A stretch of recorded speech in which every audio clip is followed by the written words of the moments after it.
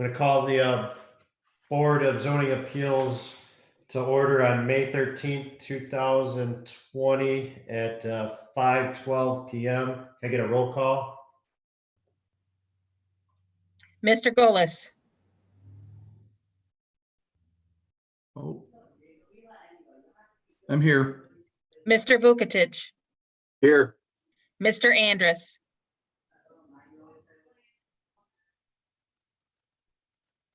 Dave, you got to unmute yourself.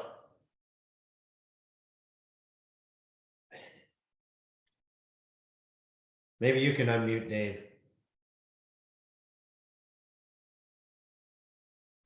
You're clicking the wrong Dave. Other Dave. Too many Daves. There we go.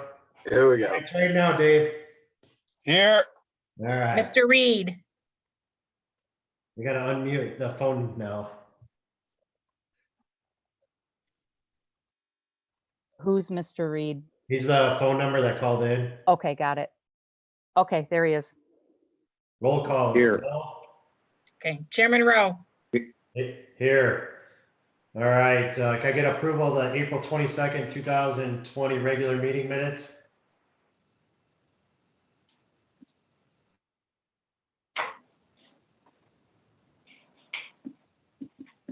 I'll move to approve. Dave Golis. I'll second Ron Vukotic.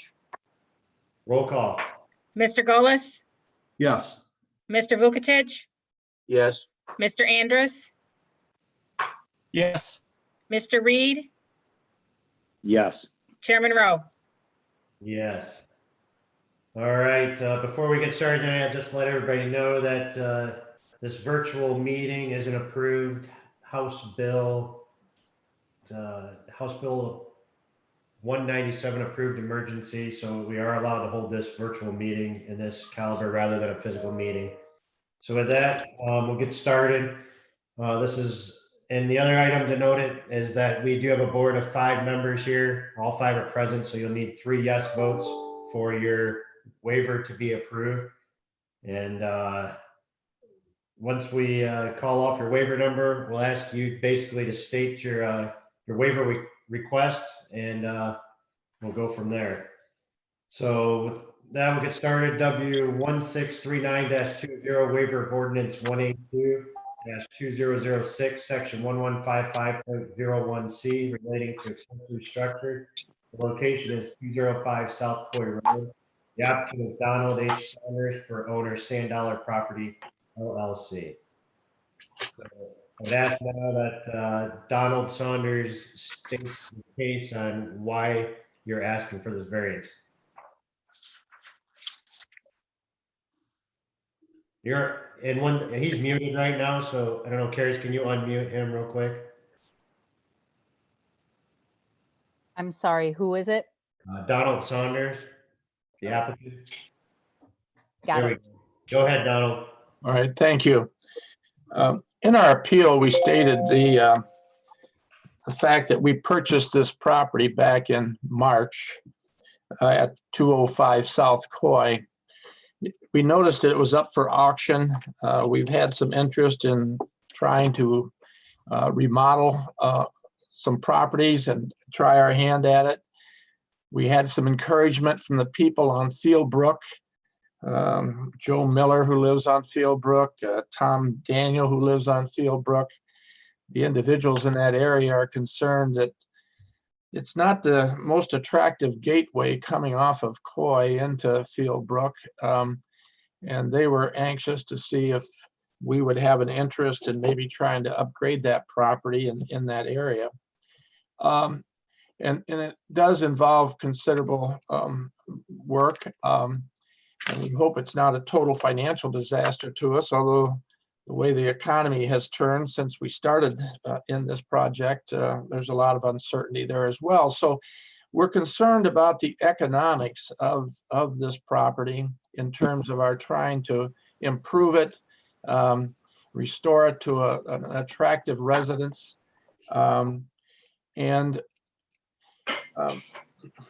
We're kind of learning our way as we go here. Is it as it applies to the zoning, and we appreciate all the help and guidance that we've received so far from the City of Oregon staff. The one thing that I think is maybe our main concern is that, and we put an aerial overhead picture into our appeal.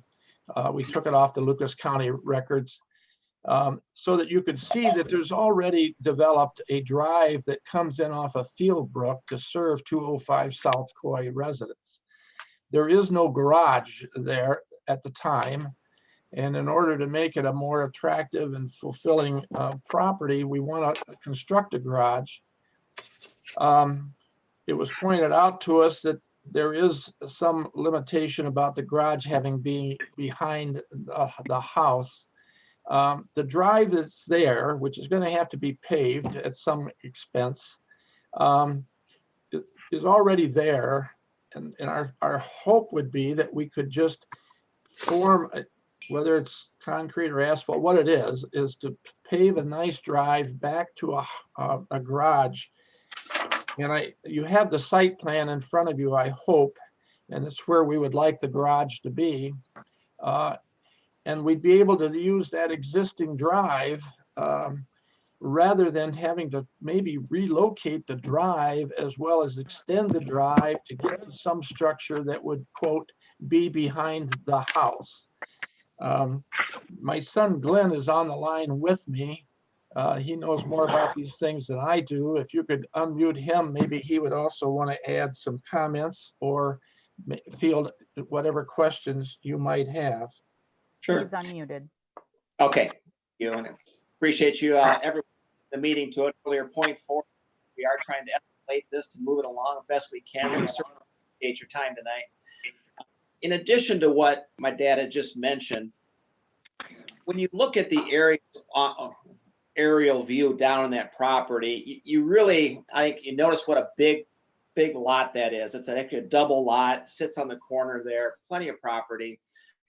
But that house sits right on the left lot line. It's about as far left as you're going to go on that property. I think 16 feet or something, I think was the measurement, best I'm remembering. If in fact we had to put, we are looking at hopefully putting up to like a 10-foot addition off the back of the house, then you've got some space to got to the garage. If everything on that property would go straight back, it really would not be a very attractive property to try to sell it when the time is right.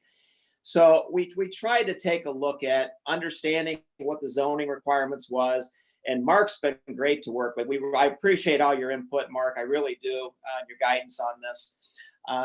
But what we started to say, and then Dad hit on it, is if we slid that garage all the way to the left lot line in the back corner, it's really going to add quite a big section of additional paving. We're trying to keep costs down. But the bigger thing for me is I just don't think it would look very well on that big lot, everything shoved to one corner. So I think the plan that we sort of came up with would allow us to put the 10-foot addition on the back. When you walk out of the house, you come out to a nice patio, just walk over into the back of the garage. Both garages would line up on that existing stone right now driveway, but it would really, I think, flow pretty well. And I think the appearance, I think, would be very attractive as well, allowing us for some landscaping in between the garage and the house, that type of thing. So that's what we're trying to do, is just see if we can't shift that over. Technically, I think it would still be at the same level as the back of the house. It's just going to be off to the right of the house. All right, I got a couple questions before we go any further. So you made a comment about a 10-foot addition to the rear of the property. Is that, so we've got a couple different plans in front of us. The one showing the floor plan of the garage and the floor plan of the house. I guess, is this garage then in line with the rear of the back addition? If we move forward with the addition, and Mark has given me a list of criteria we would have to submit for permits. So we're right now working through that. I pushed the garage in that sketch back I'm not sure if you have more than one sketch, to be honest, Michael. So, We've got everything that you submitted, so. okay, so the one that would be what the final submittal showed that corner of the garage at the same level as the back of the house with the 10-foot addition. Okay. So, So we're actually pushing it back to the same level as depth, I think plus a foot, and then off 10 and a half, 11 foot, whatever that requirement would be.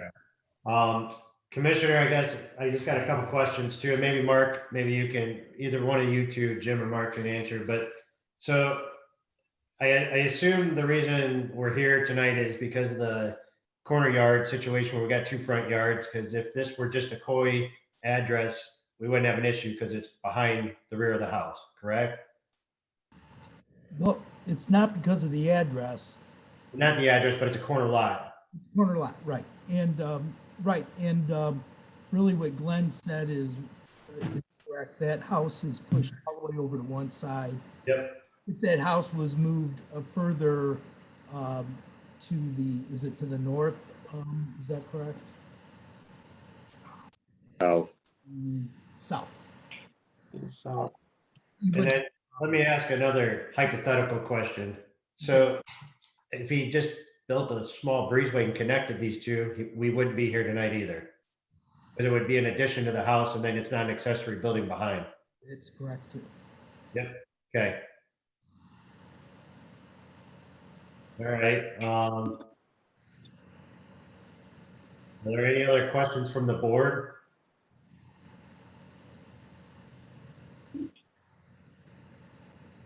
All right, is there anybody else that are here for or against the project? We're the adjoining property owners to the east.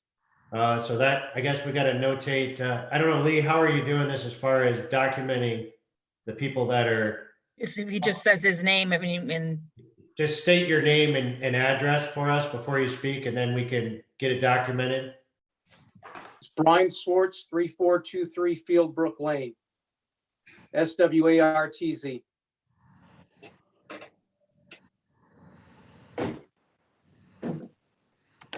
Go ahead. No, I just had a couple questions. We're the adjoining property owners to the east.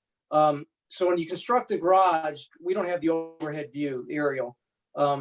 That's going to be about approximately where you have your black trailer sitting now, I would assume. Yes, sir. Okay. It's not going to extend out in front of our house. No. Okay, about midway through our house. That's what we thought. We just wanted to make sure. You said you were going to put a 10-foot addition on the back of the house? We're thinking through right now. I would like to open up the living room area of that house. It's just very small on the inside. To bump the back out with a single slope addition, allow us, I think, that extra room in there. So it would come 10 feet out the back toward your property. Still with, it would be, well, you know where the fenced in area is in the back right now? Again, it would be up 10 foot there. The fence would probably get relocated or taken down.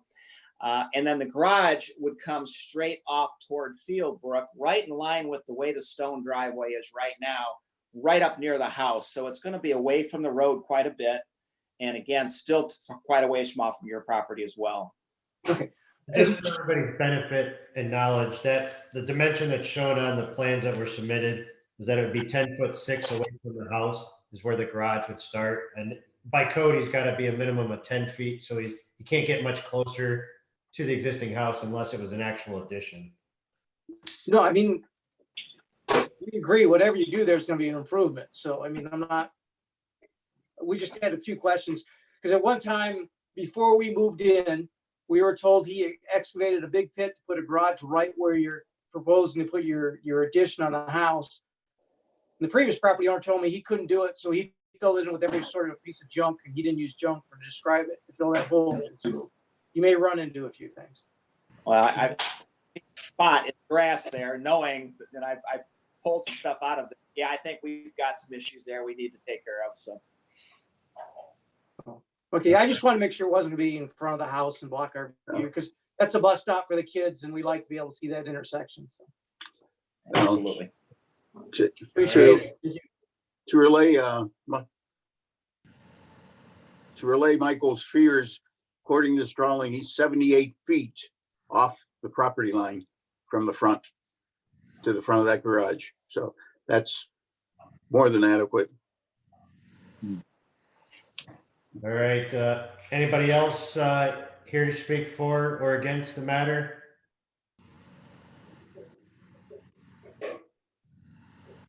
All right, with that, I would entertain a motion. I'll make a motion that we approve waiver 1639-20 at Ron Vukatich. I'll second David Golis. Roll call. Mr. Vukatich, Yes, Mr. Golis, Yes. Mr. Andrus, He's on mute. We gotta get him. Dave, turn your mute. They got a thumbs up, but I don't know if that's documented very well. Unmute Dave. Oh, they muted themselves, but okay, I'm sorry. Unmute. Yes. There he goes. Mr. Okay. Reed, Yes. Chairman Rowe. Yes. All right, so you are all set with your variance request. You can follow back up with building and zoning to Super. proceed further. And with that, we will adjourn the meeting at 5:28. Thank you, everyone. Really appreciate it. Thank you. See everybody.